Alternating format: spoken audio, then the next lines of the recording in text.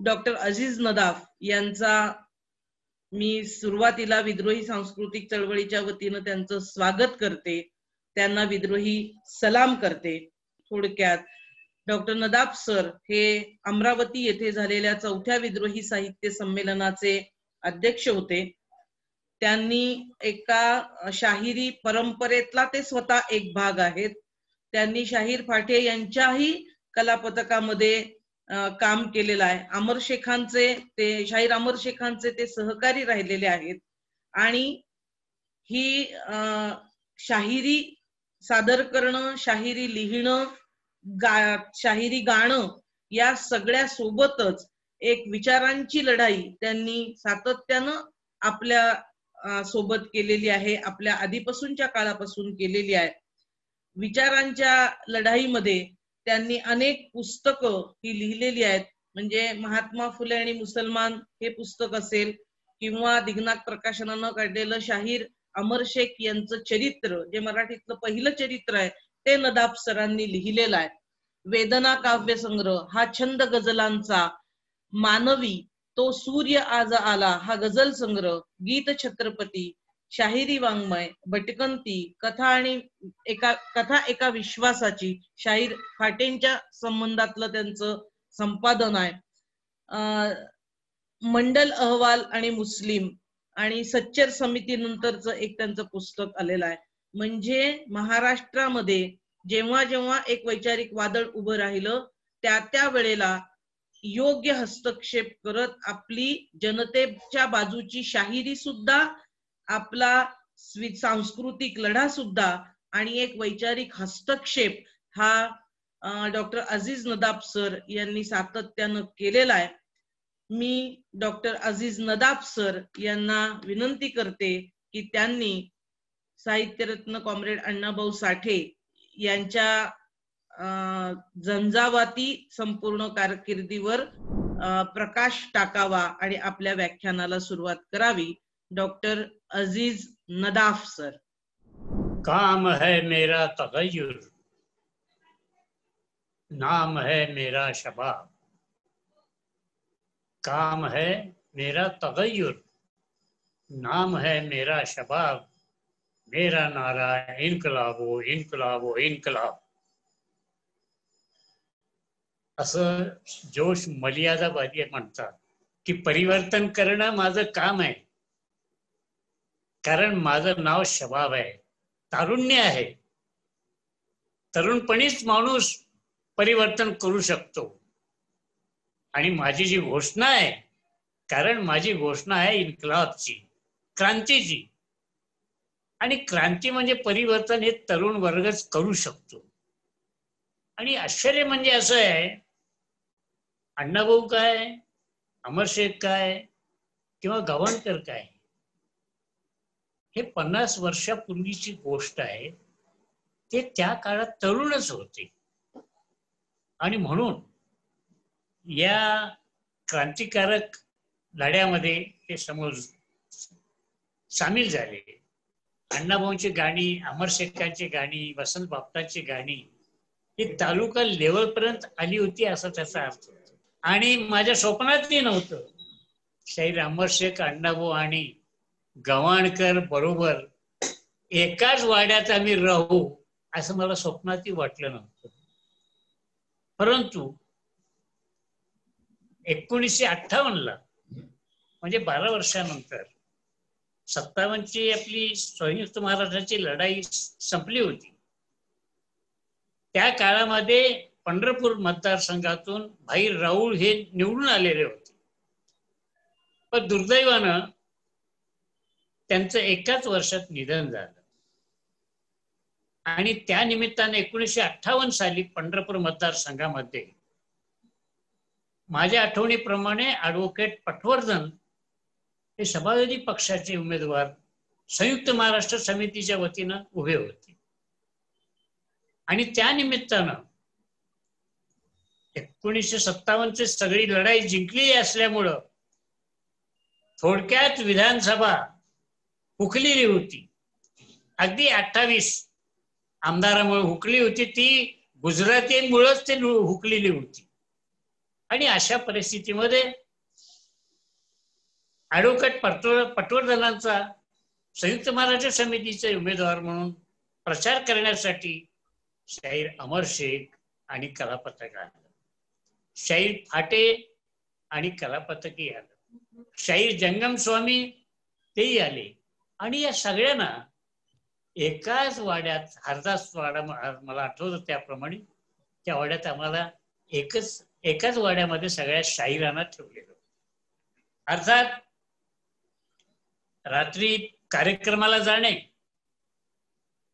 आणि कार्यक्रम संपवून आल्यानंतर विश्रांती घ्यायची आणि नंतर सकाळी चहा पान होताना हे सगळे शाहीर एकत्रित यायचे. पहिल्यांदा त्या काळामध्ये शाहीर अमर शेखांचे ते कुरळे केस, त्यांचा भव्य भान आणि अति काव्यमय डोळे हे मी पाहिले. त्यांच्या बरोबरच शाहीर अण्णाभाऊ साठे, तरतरीत नाक, काळसर रंग आणि पाठीमागे त्यांनी ते जे झील घ्यायची, ती झीलची नशा आजही माझ्या डोक्यात आहे. आणि या सगळ्यांचं संयोजन करणारं कलापथकाचं ते गव्हाणकर. या त्रिमूर्तीला मी पाहिलं. फाटेंच्या पार्टीमध्ये 1956 सालीच मी सामील झालो होतो, म्हणजे अगदी 18व्या वर्षी. म्हणजे माझ्या तरुणपणी या सगळ्यांचं दर्शन, ज्यांना विंदा करंदीकरांनी ब्रह्मा विष्णू महेश अशी उपमा दिलेली आहे विंदा करंदीकरांनी, त्यांचं दर्शन पंढरीच्या या सगळ्या वातावरणामध्ये मला घडलं.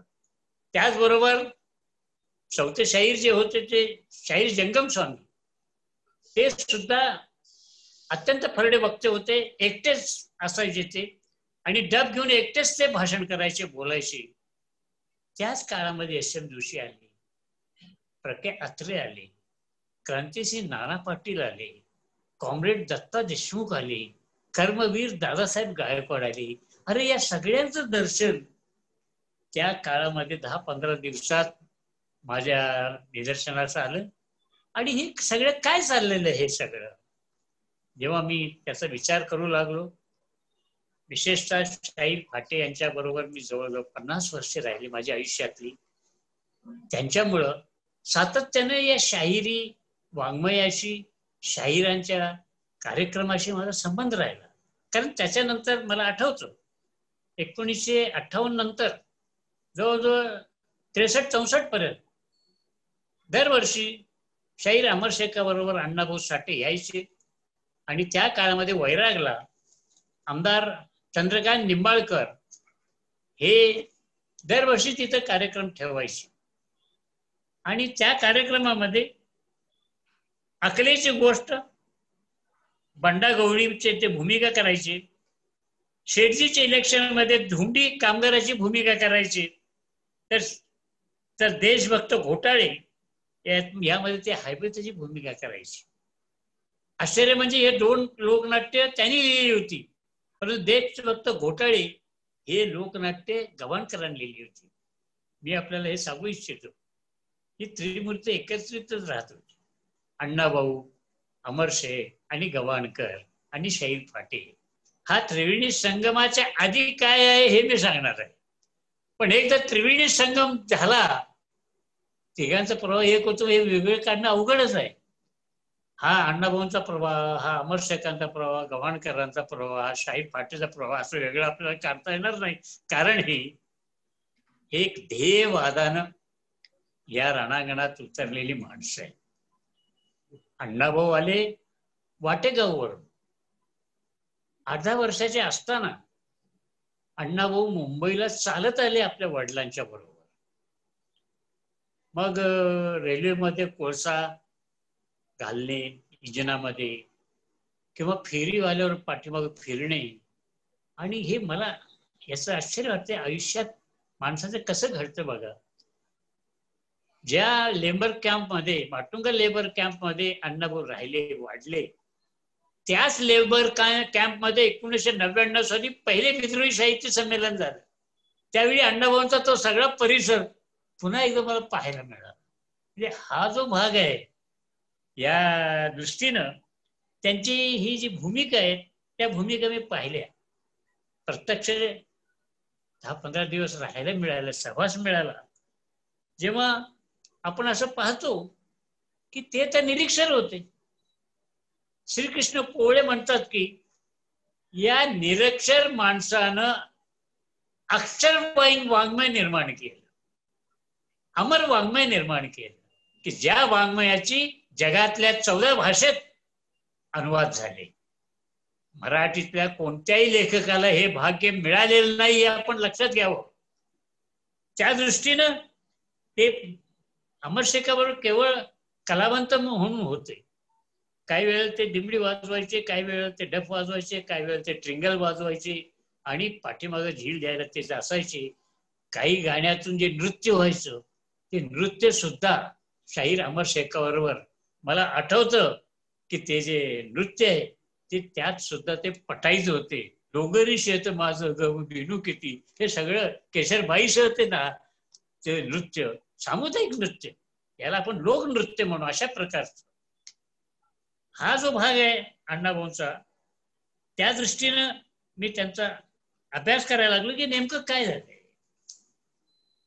त्यावेळची परिस्थिती आपण लक्षात घ्यायला पाहिजे. विशेषतः अण्णाभाऊंचा जन्म 1920 साली 1 ऑगस्ट, नेमकं 1922 साली छत्रपती शाहू महाराजांचं निधन झालं. त्यांच्या आधी त्यांच्या पदरी शाहीर लहिरी हैदर होते. आपल्याला आश्चर्य वाटेल, 1918ला जी क्रांती झाली रशियामध्ये, त्या क्रांतीवर पोवाडा लिहिणारा पहिला शाहीर लहिरी हैदर. आणि म्हणून गदी माडगुळकरांनी त्यांना कवी शाहीर कुलभूषण अशी पदवी दिली. आपल्याला माहित नसेल की रामायण लिहिणारे, गीत रामायण लिहिणारे गदी माडगुळकर हे सुरुवातीला शाहीरच होते आणि शाहिरी त्या 125 शाहीर यांच्या बरोबर ते राहायचे. इतकंच नव्हे तर आदम शेख म्हणून जे शाहीर पुढे अमर शेख मध्ये आले, आदम शेख हे त्या काळातलेच शाहीर होते. हा जो भाग आहे आपल्याला आश्चर्य वाटेल की हे शाहीर अण्णाभाऊ साठेवर, शाहिरांचे शाहीर अण्णाभाऊ साठे, कॉम्रेड अण्णाभाऊ साठे, हे पुस्तक मी गेल्या वर्षी लिहिलेलं आहे. या निमित्तानं तर अभ्यास झालाच, अभ्यास करावाच लागतो. एक साहित्यिक दृष्टिकोनातून हा अभ्यास झालेला आहे. तर 1920 पासून मी सांगत होतो ते साधारणपणे 21 पासून सत्यशोधक जलसे सुरू झाले. शाहू महाराजांच्या आश्रयाखाली हे जलसे सुरू झाले आणि ते जवळजवळ 1930-32 पर्यंत चालू राहिले. याच्यानंतरचा जो प्रवेश येतो ते 1930-32 साली आंबेडकरी जलसे सुरू झाले. आणि योगायोगानं असं आहे की त्या काळामध्ये 1851ला पहिली गिरणी मुंबईत स्थापन झाली, सुरू झाली.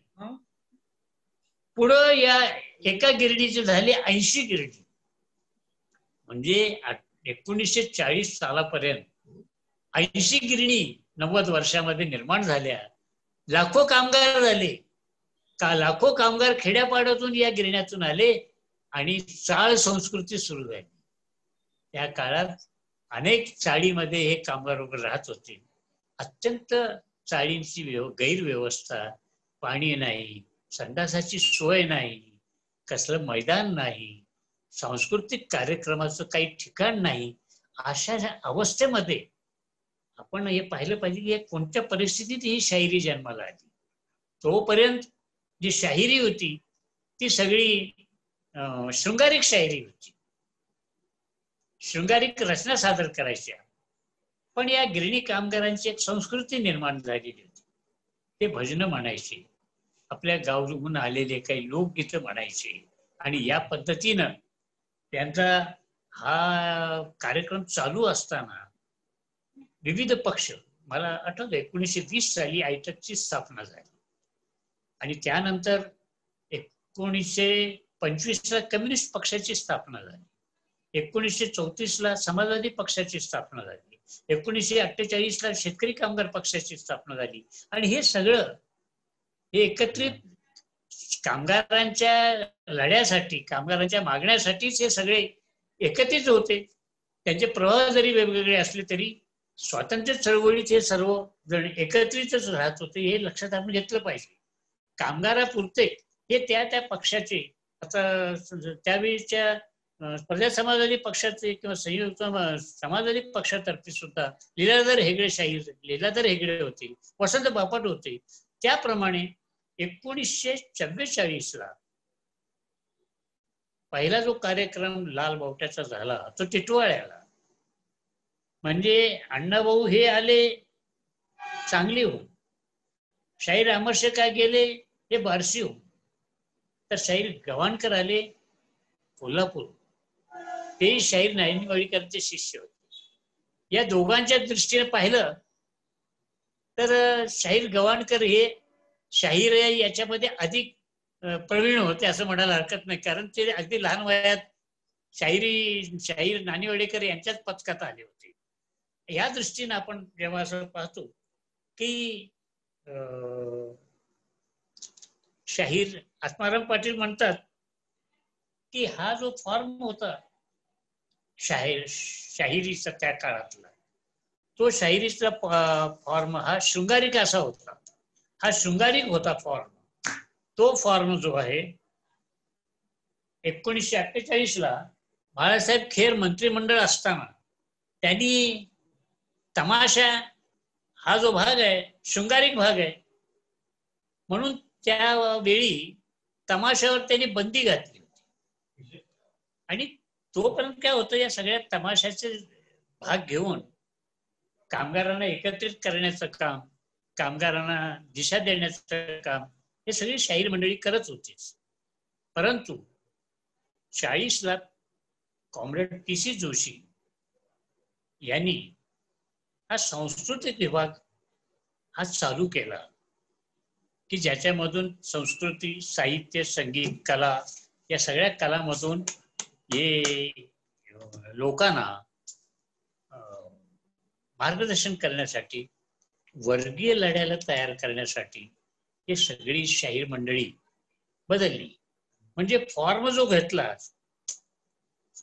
घेतला तो शाहिरीचा, पारंपरिक शाहिरीचा. आपल्याला माहित आहे ही शाहिरी परंपरा ही शिवाजी महाराजांच्या काळापासून सुरू झाली असं जरी इतिहासात आपण मान्य करतो.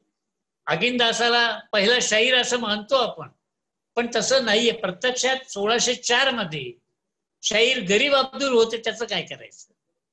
याचा अर्थ असा आहे की ही शाहिरीची परंपरा. कारण काय, शाहिरीमध्ये आपण पाहतो शाहीर हा शब्द अरबी शब्द आहे, तो दौलतजादा अरबी शब्द आहे, नादा, नजाकत हे सगळे शाहिरीमध्ये सगळे शब्द अरबी आहेत.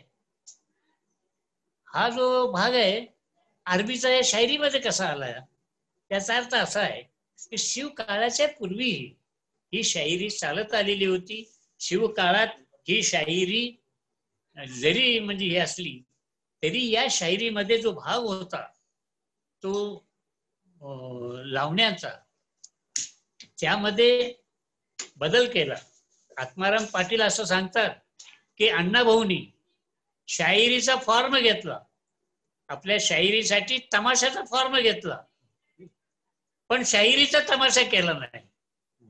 म्हणजे तमाशाचा फॉर्म काय होता? गण, गवळण, वगनाट्य.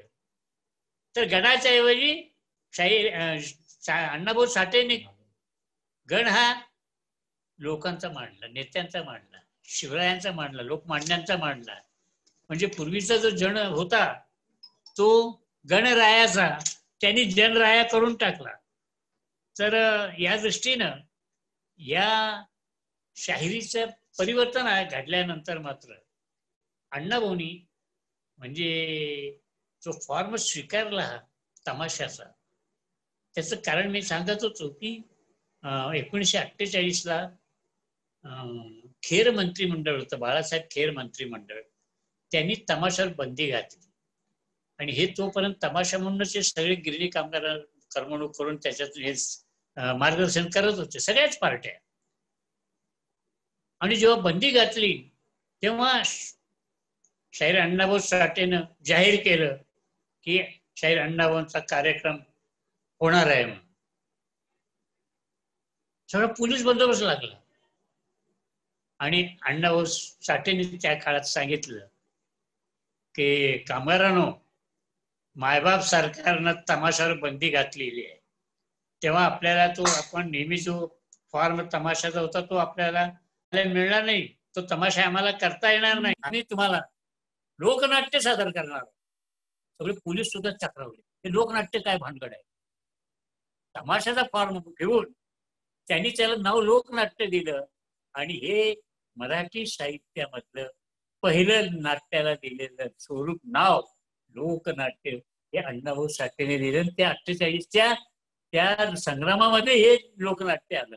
आणि मग मात्र काय झालं, अण्णाभाऊंच्या या सगळ्या तृप्तीमुळं त्यांच्यावर अनेक वेळेला बंदी आली, अनेक वेळ तुरुंगात जावं लागलं, पण तरी सुद्धा या लोकांनी आपला ध्येयवाद जो आहे, कामगारांची जी भूमिका आहे ती काय सोडली नाही. त्या दृष्टीनं आपण असं पाहायला पाहतो अण्णाभाऊंनी सगळं फॉर्मच बदलून टाकलं. हा जसा शाहिरीचा फॉर्म बदला तमाशाचा, तसाच त्यांनी गाण्याचा सुद्धा फॉर्म बदलला. की मुंबईचं गाणं हे जे होतं, मुंबईचं गाणं, त्या गाण्यामध्ये शाहिरांनी मुंबईचं वर्णन केलेलं होतं, परंतु अण्णाभाऊंनी जे वर्णन केलं ते नाविन्यपूर्ण होतं. ते कामगारांना अनुसरून होतं. कसं? मुंबईत उंचावरी मलबार हिल इंद्रपुरी, उमेरांची वस्ती तिथं सुख भोगती, परळात राहणारे रात्रंदिवस राबणारे, मिळेल ते खाऊनी घाम गाळती. हा कामगार आणि तो भांडवलदार, असं हे मुंबईची लावणी जी आहे हा विशेष वेगळा झालाय. म्हणजे जे पूर्वीचं लावणी होतं, लावणीचं जे स्वरूप होतं, राया मला पावसात नेऊ नका, हा जो भाग होता हे त्या पावसाचा भागच नाही, शृंगारिक भागच आलेला नाही. हा सगळ्या कामगारांचा लढा त्यांनी मुंबईच्या लावणीमध्ये पेश केला. कारण शेवयाचं काय झालंय, लाल झेंडा घेऊन हाती, करायला इच्छा क्रांती, मजुरांची नवी पाऊल टाकती. अण्णाभाऊ साठे म्हणे, बदलूनी हे जुळे जिणे, आणून ते बिजी ते रण करती. जे रण करतात म्हणजे जे युद्ध करतात तेच विजयी होतात, असं जे मुंबईच्या लावण्यातून त्यांनी दाखवलं.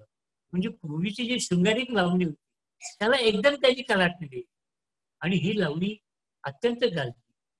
त्या काळामध्ये मुंबईच्या सगळ्या मैदानावरती कार्यक्रम होते, त्यात ही मुंबईची लावणी गाजत असते. हा जो भाग होता संयुक्त महाराष्ट्र चळवळीमध्ये अण्णाभाऊंनी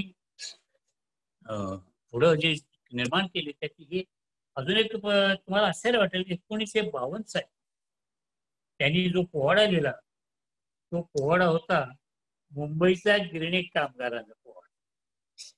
या पोवाड्यामध्ये त्यांनी काय म्हटले बघा, म्हणजे त्यांची दूरदृष्टी किती होती हे लक्षात येईल. त्यासाठी त्यांनी काय म्हटले, साऱ्या जहालाना सोशलिस्टांना हाक द्या शेका पक्षाला, दलितांच्या फेडरेशनला, लोकशाहीवाद्यांना सांगा बजावून सर्वांना, आता या लढाईला ऐक्या वाचून विजय मिळणे नाही. सर्व पक्षांना त्यांनी 52 साली आवाहन केलं. 1956 साली आला संयुक्त महाराष्ट्र चळवळी, की त्यावेळी सगळेच पक्ष एकत्रित आले संयुक्त महाराष्ट्र चळवळी. त्याची नांदी जणू काय अण्णाभाऊंनी आधीच 52 साली केली. इतकंच नव्हे तर आपल्याला आश्चर्य वाटेल, 1956 साली बाबासाहेब यांनी सुद्धा संयुक्त महाराष्ट्र लढ्याला पाठिंबा दिलेला होता. म्हणूनच कर्मवीर दादासाहेब गायकवाड आहे या लढाईमध्ये. हा जो भाग होता या शाहिरांनी संयुक्त महाराष्ट्र चळवळीत अण्णाभाऊ घराघरात पोहोचले. त्यांची लावणी जी आहे ती लावणी माझी महिना गावावर राहिली, ही घराघरात पोचवण्याचं काम अण्णाभाऊंचं, हे लावणीचं काम हे त्या काळामध्ये त्यांनी त्याला प्रतीक म्हणून प्रतीक की संयुक्त महाराष्ट्र झाला, परंतु संयुक्त महाराष्ट्र चळवळीत काय झालं तर बेळगाव, कारवार, निपाणी ते बाजूलाच राहील. ते आजही बाजूलाच आहे, त्या काळातही होतेच. आणि त्यामुळं या लावणीमध्ये ते असं सांगतात. तर ही एक प्रतीक आहे. एक शेतकरी आहे, गावाकडे काम नाही, तो काम मिळवण्यासाठी मुंबईला येतो. मुंबईला आल्यानंतर ते त्याच काळात संयुक्त महाराष्ट्र चळवळ चालू असते आणि तू हे सगळं पाहतो. काही काम नाही, उपासती, तपाशी. अरे मी पैसे मिळवायला इथं आलो तर माझे खिसे पावसानेच भरले, असा शब्द त्यांनी वापरलेला आहे. माझे खिसे पावसानं भरले म्हणजे पाऊस म्हणजे अश्रू, अश्रूशिवाय या मुंबईत मला काहीच मिळालं नाही.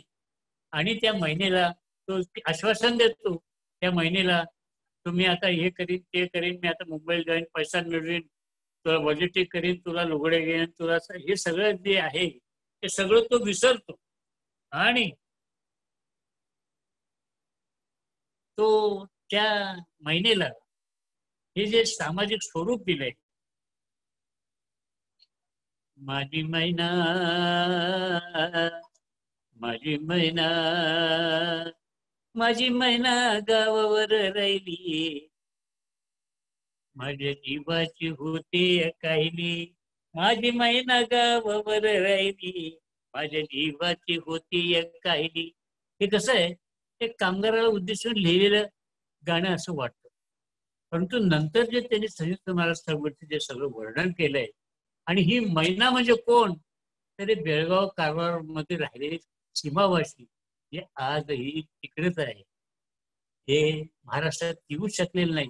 म्हणजे किती, आज 60 वर्ष झाली, 60 वर्ष झाली त्यांनी या महिन्याच्या रूपानं या लोकांचं मांडणी केली. आणि ते म्हणतात या महिन्याचा शेवट कसा केलाय त्यांनी, हा पहा, आता वळू नका, रणी पळू नका, कोणी चळू नका, अरे बिनी मारायची अजून राहिली, माझ्या जीवाची होती कायली. ही बिनी मारायची कोणती बिनी आहे? म्हणजे मैना माझी मैना हे सगळं रंगारी गीत वाटतं सुरुवातीला, आणि शेवटी ते समाजवादाची बिंदी मारायची आहे, साम्यवादाची बिंदी मारायची आहे, कम्युनिझमची बिंदी मारायची, असं ते लोकांना सुचवतात. आणि हा भाग जो आहे ना, तो मला वाटतं मराठीमध्ये हा सगळा नवीन आलेला भाग होता. त्या काळामध्ये हे सगळं नाविन्य होतं. त्यांच्या कथा काय, कथा ज्या आहेत 8 संग्रह आहेत, 150-200 कथा आहेत, 35 कादंबऱ्या आहेत. एक लक्षात आहे, आम्ही शाहीर अण्णाभाऊ साठे जरी बोलत असतो तरी या एवढ्या काळामध्ये, एका तासामध्ये त्यांनी जे साहित्य निर्माण केलेलं आहे ती 35 कादंबऱ्या. त्याच्यातली कादंबरी तर गाजली फकीर आहे की ज्याच्यावर पिक्चर निघाला, त्याच्यानंतर काही कादंबरी नंतर निघाले, परंतु फकीर हा त्यांचा मामा होता. त्याचं असं वर्णन केलंय की अण्णाभाऊंचा जन्म होऊन 2-3 दिवस झाले होते आणि हा फकीरा इंग्रजांचा खजिना लुटून आला, घोड्यावरून आला. त्याने आपल्या बहिणीला सांगितलं ये बाहेर, आणि त्या बहिणीच्या हातावर त्यांनी 2 सुरती रुपये टाकले आणि तू निघून गेला. या घोड्याच्या तापाचा आवाज अण्णाभाऊंच्या सर्व लेखनामध्ये आढळतो. त्यांच्या सर्व लेखनामध्ये हा घोड्याचा वेग आढळतो. त्याचं कारण असं आहे, मला आश्चर्य वाटतं की 8-10 वर्षात ते आले आणि क्रांतीवीर नागनाथ अण्णा नाईकवाड यांच्यामुळं मी या वारण्याच्या खोऱ्यात फिरलो. दर्या, खोऱ्या, वारणा नदी, अगदी चांदोली धरणापर्यंत गेलो आणि हे सगळं वर्णन अण्णाभाऊंच्या कादंबऱ्यामध्ये आहे. वारण्याचा वाघ, फकीरा, अरे नुसतं कल्पनेतून आलेलं नाही भाग, ही भूमिका त्या सगळ्या पाहण्यातून आलेली आहे, अनुभवातून आलेली आहे. ते शाळेत गेले नाही, 2-3 दिवस गेले, त्याने रूळ फेकून मारला मास्तराने, आणि हे जे आले ते कामगारांच्या गिरणीमध्ये ते रूळ फिरवायला गेले, ते कापडाचा रूळ फिरवायला. हा जो भाग आहे तो आश्चर्यकारक असा आहे. आजच्या मानसशास्त्रज्ञांनी सुद्धा याचा विचार करावा असं मी त्यांना विनंती करतो. त्याचं कारण असं आहे की ते वाटेगाव सोडून 8व्या-10व्या वर्षी झाली मुंबई. आणि असं असताना 10-12 वर्षाचा या मुलानं जे वारणीचं सगळं पाहिलं, नदीचं सगळं खोरं, त्या वारणीच्या खोऱ्यातली वस्तू ना वस्तू, चिमणी ना चिमणी, पाखरं ना पाखरं त्यांनी आपल्या कादंबरीत आणली कशी, कथामधून त्यांनी आणली कशी. हा जो बर्बाद एकंदर आहे तर कुठला आहे? हा सगळा माणूस हा भटक्या भीमचं जमातीचा. म्हणजे अण्णाभाऊंचा जो दलित आहे तो केवळ अस्पृश्य समाज आहे असं नसून, हम मेहनत कश वाले जग वालों से जब अपना हिस्सा मांगेंगे, एक खेत नहीं एक देश नहीं, हम सारी दुनिया मांगेंगे. फैज अहमद फैज असं म्हणतात. तोच विचार अण्णाभाऊ साठेंचा, त्यांचा दलित सुद्धा हा मुसलमानासाठी विमुक्त जमाती सकट, दलित समाजासकट या सगळ्यांचा मिळून त्यांचा तो हा जो शब्द आहे दलित समाजाचा, त्यांनी असं एका याच्यात म्हटलंय की 5 खंडात आम्ही राहू. आता 5 खंडात दलित कसे असू शकते?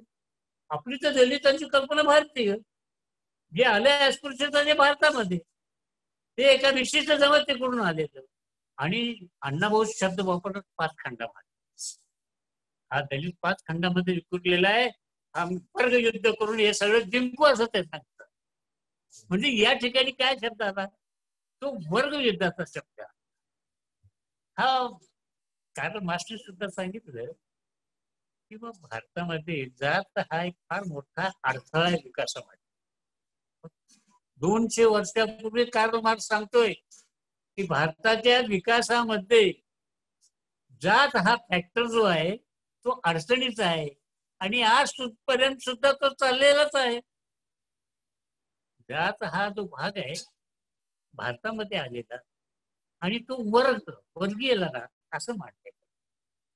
म्हणजे कसं आहे की अण्णाभाऊंच्या याच्यात शेवटी असं आलेलं आहे की ते जात वर्ग आणि कामगार वर्ग हा वर्गीय लढा, जात वर्गीय लढा, जाती अंताचा लढा, वर्ग अंताचा लढा, याचा समन्वय साधलाय कुठेतरी त्यांनी, असं त्यांच्या या गीतावरून वाटतं. कोणतं गीत आहे ते? जग बदल घालून घाव सांगून गेलंय मला भीमराव, गुलामगिरीच्या त्या चिखलात ऋतून बसला का ऐरावत, अंग झाडून निघ बाहेर ये बिनीवरती धाव, घे बिनीवरती घाव सांगून गेले मला भीमराव. हे कसं काय आलं? कार्ल मार्क्स कडून ते भीमरावकडे कसं आहे एक लक्षात घ्या. बाबासाहेब हे त्या काळात आदर्श होते. त्यांनी सुद्धा मजदूर संघ काढलेलाच होता. कसं होतं त्या लेबर कॅम्प मध्ये ना, त्या काळामध्ये मोरे, पगारे, हरिभाऊ हे सगळे कॉम्रेड मंडळी काम करत. आणि फेडरेशन म्हणून पुढे जो भाग येणार आहे तो वामनदादा कर्डकांचा. त्या वामनदादा कर्डक 1941 सालीच पहिली लावणी लिहिली, त्यांची पहिली गझल ज्याला म्हणतो, त्यांच्या भाषेत ते गझल म्हणायची, ती गझल लिहिली आहे. म्हणजे काय झालंय, तो काळ आपण लक्षात घेतला पाहिजे. तो काळ कोणता होता? पहिलं महायुद्ध संपलं, त्यामुळे आलेली सगळी बेकारी, आणीबाणी सगळं. नंतर दुसरं महायुद्ध, तो दुसऱ्या महायुद्धाचं वातावरण. या चळवळीनंतर मला वाटतं की जेव्हा नवयुग सुरू झालं 1990 ला, जागतिकीकरण, उदारीकरण, खाजगीकरण, गेल्या कुठं सगळ्या गिरण्या? गिरण्या गेल्या कुठं? आता गिरण्याच्या जमिनीवर माल उभे आहेत, मोठमोठ्या इमारती उभ्या आहेत. त्या गिरण्याही गेल्या तर गिरणी कामगार कुठे आले? 2-2.5 लाख गिरणी कामगार हे अगदी देशोधडीला लागले. हा बाजूला नवीन आता याच्यामध्ये मला आश्चर्य वाटतं की आज आपण हे सगळं एक लक्षात घ्या. आज 50 वर्षापूर्वीचे अण्णाभाऊ सांगत आहे. 50 वर्षात बदल झाले का नाही? बदल झाले. आज भांडवलशाही विरुद्ध त्यावेळेचा लढा होता. आज भांडवलशाही गेली नाही, प्रबळ झाली आणि ती कॉर्पोरेटच्या रूपानं जगभर पसरली. ह्या कॉर्पोरेटला आपण काय उत्तर देणार? कुठं राहिला कामगार? आजचा कामगार हा अशाश्वत आहे. तो रोजंदारी कामगार राहिलेला आहे. ही बदललेली परिस्थिती काय आहे? आज जगामध्ये 1% लोकांजवळ 86% संपत्ती आहे आणि 10% लोकांजवळ 86 संपत्तीची साधनं आहे. 46 संपत्तीची साधनं आहे. आज 50% लोकांजवळ काहीच नाहीये. जगातले 50% लोक आज दिन गरीब झालेले आहेत. कुठं झोपेत आहात तुम्ही? आता ही जागृती निर्माण होणं फार गरजेचं आहे. त्याचं कारण असं आहे, ही आकडेवारी जी आहे ती आजची आहे आकडेवारी, आणि याच्यामध्ये 40% लोक जे आहेत ते मध्यमवर्गीय आहेत जगातले. आणि कामगार वर्ग तर असा दिन झालेला आहे, सैरभैर झालेला आहे. त्याला कसली शाश्वती नाही. कुठल्याही कंपनीत केव्हाही त्याला काढता येतं. जनता हवालदिल झालेली आहे. अशा अवस्थेमध्ये हा जो त्यांनी त्या काळामध्ये वर्गीय लढा जो मांडला, तो वर्गीय लढा आणि हा जाती अंताचा लढा आपण एकत्रित करून जेव्हा समन्वय साधून सर्व समाजाचं एकत्रित जेव्हा घेऊन, कारण काय माहितीये का, मला आश्चर्य वाटतं. अण्णाभाऊंचं साहित्य घ्या, अमर शेखरचं घ्या आणि गव्हाणकरांचं घ्या, शाहीर फाटेचं सुद्धा घ्या. या सगळ्यामध्ये मी वावरलोय. फाटेमध्ये तर मी कामच केलेलं आहे. सगळ्यांचं लक्ष काय, शेवट एकजूट करा. सगळ्यांचं मला काय की समाजाने एकजूट झाल्याशिवाय हे सगळं संपणार नाहीये. हा जो वर्गीय लढा आहे तो लढा समाजाने एकत्रित येऊनच लढायचा आहे. आज आपल्याला सांगायची पाळी आलेली आहे, हे विश्वची माझे घर. पण कोणतं विश्व? हे दारिद्र्य लोकांचं विश्व, हे गरीब लोकांचं विश्व, हे काही नसलेल्यांचं नाहिरे लोकांचं विश्व आहे. आणि या नाहिरे लोक एकत्रित आल्याशिवाय आहेरे लोकांचं आपण हिसकून घेऊ शकत नाही. मला वाटतं की ही जी भूमिका त्या 50 वर्षापूर्वी अण्णाभाऊंनी पेश केली, प्रस्तुत केली, किंवा त्या शाहिरीच्या त्या सगळ्या लावण्याच्या आणि शृंगारिकतेच्या याच्यातून त्यांनी लोकांना 50 वर्षापूर्वी बाहेर काढलं, तसं अण्णाभाऊ साठे गिरणीत राबले. अमर शेख ते सुद्धा पार्टीमध्ये आले, राहिले.